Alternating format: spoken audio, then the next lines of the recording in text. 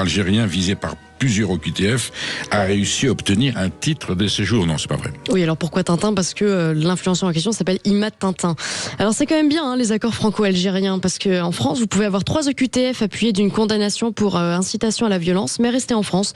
Tout ça grâce à un système politico-judiciaire qui ne tient pas, et vous allez voir pourquoi.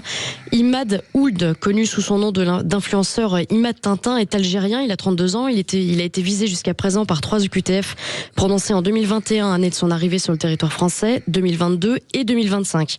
En 2024, il se marie, fait un enfant et dépose une demande de titre de séjour en qualité de père d'enfant français. Bien vu l'aveugle, sauf que dans la foulée, il est interpellé pour avoir tenu des propos en langue arabe, appelant à brûler vif, tuer et violer sur le sol français. L'affaire est médiatisée dans un contexte de tension entre Paris et Alger et se conclut 6 mois plus tard par une amende de 450 €.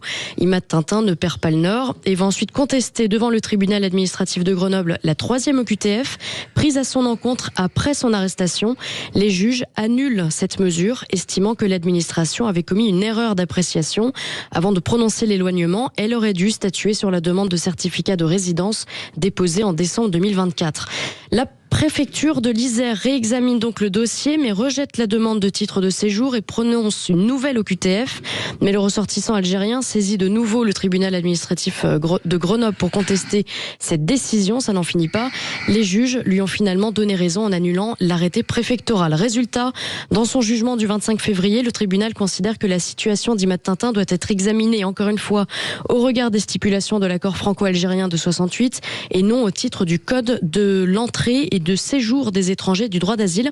Donc je le redis, c'est quand même vachement bien les accords franco-algériens qui vous permettent de contourner le droit français. Et pendant ce temps, la France se couche devant Alger. Christophe Glaise est toujours enfermé dans les geôles algériennes, mais Imad Tintin, lui, peut appeler à la barbarie sur le sol français. Il s'en fout, on le protège.